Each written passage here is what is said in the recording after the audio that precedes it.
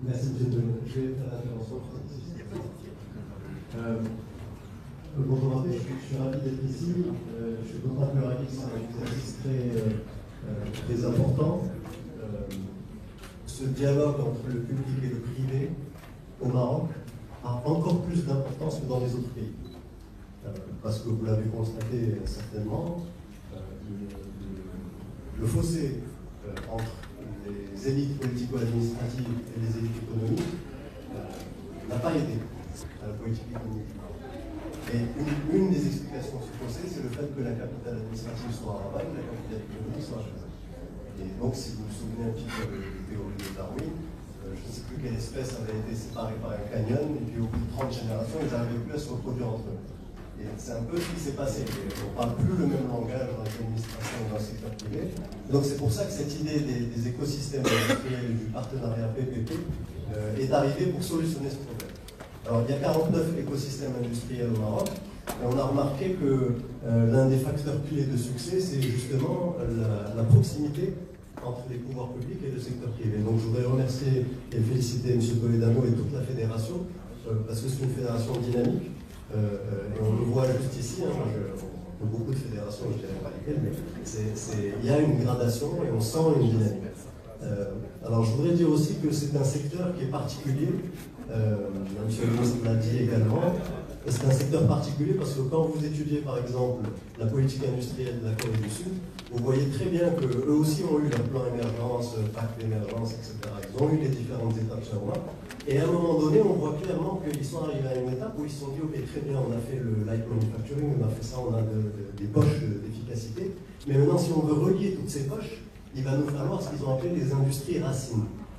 Et là, aujourd'hui, les matériaux de construction, l'acier, le préfabriqué, etc., ce sont des industries racines dont on a besoin pour vraiment renforcer la compétitivité de tout notre tissu économique. Et vous mentionniez le fait qu'au ministère des Finances, il y a des instructions strictes pour traiter les dossiers en 48 heures, les dossiers qui concernent ce secteur. Vous savez qu'au ministère des Finances, ils ont ce motto, ils disent un dirham c'est plus que 100 centimes. Et pourquoi? Parce qu'eux réfléchissent en termes de valeur ajoutée. Et comme c'est un secteur très capitalistique et à très haute valeur ajoutée, ils comprennent très bien que l'intérêt c'est vraiment d'avoir un accompagnement très resserré de ce secteur. Donc je voulais vous dire que l'idée de faire des écosystèmes, d'abord la différence entre un écosystème et un cluster, c'est que dans un cluster, le secteur privé est laissé autonome, pour son compte. Dans un écosystème, l'État a un siège à la table, mais ça ne veut pas dire qu'il devient interventionniste. Ça veut simplement dire qu'il met à disposition, il écoute et il met à disposition les moyens. Et donc je voulais souligner que justement la cellule d'animation, alors ça paraît trivial, mais en fait cette cellule d'animation, je crois que c'est vraiment le cœur de l'attractivité de nos écosystèmes, et notamment vis-à-vis des étrangers. Vous savez, les étrangers, quand ils viennent au Maroc, ils ne viennent pas toujours parce qu'on a des bas salaires compétitifs, ils ne viennent pas toujours parce qu'on est numéro 1 en termes de coût logistique, ils viennent parce que deux choses, ils viennent parce qu'on a ces cellules d'animation, et ils comprennent très bien qu'il y a une proximité. En fait, on a compensé ces 100 km qui sont entre Casa et Rabat, on les a compensés en sophistiquant notre partenariat public-privé. C'est ça qui est très important, c'est du capital institutionnel. Et ils viennent aussi pour la formation. Donc il y a eu cet accord en septembre 2018 avec le PPT pour comprendre quels étaient vos besoins et puis mettre à disposition les moyens. Donc il y a une première tranche de 4,5 millions de dirhams, il me semble, à peu près, qui a été déjà débloquée pour la cellule d'animation. Ça permet de faire des études. Ça permet d'aligner nos arrière-pensées, malgré les 100 km. Et ça, c'est très important pour le secteur. Alors moi, mon message, c'est que ce que je comprends des données du secteur, c'est que par rapport aux moyennes mondiales, il nous manque encore 180 kg de consommation de ciment par habitant. On est en dessous. Donc il y a vraiment une marge de progression. Le taux de pénétration du ciment national, c'est à peu près 8%, alors que la moyenne est à 30%. Donc c'est un secteur qui a des marges de progression gigantesques. Quand je dis gigantesque, il ne faut pas se tromper. C'est que je sais qu'il y a des difficultés, il y a des contraintes qui pèsent sur les opérateurs, on en a parlé tout à l'heure à l'instant sur la taxe parafiscale et tout le reste, mais il y a la question d'abord de la disparité entre les régions. Et là, c'est à la fois un problème et à la fois une opportunité, parce qu'aujourd'hui, avec la régionalisation avancée, avec la charte de déconcentration, on va essayer de raccourcir le cycle de la décision publique, et donc de rapprocher les signatures, les autorisations, tout le cycle de la décision publique va être rapproché du terrain.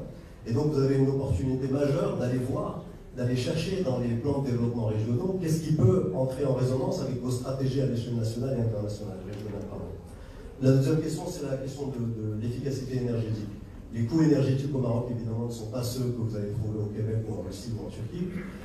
Et donc, partant de là, on a cette stratégie qui est très long-termiste de dire on va substituer aux importations de pétrole, on va leur substituer du renouvelable. Donc, vous savez qu'on est à 37% de renouvelable, on va sur 52%.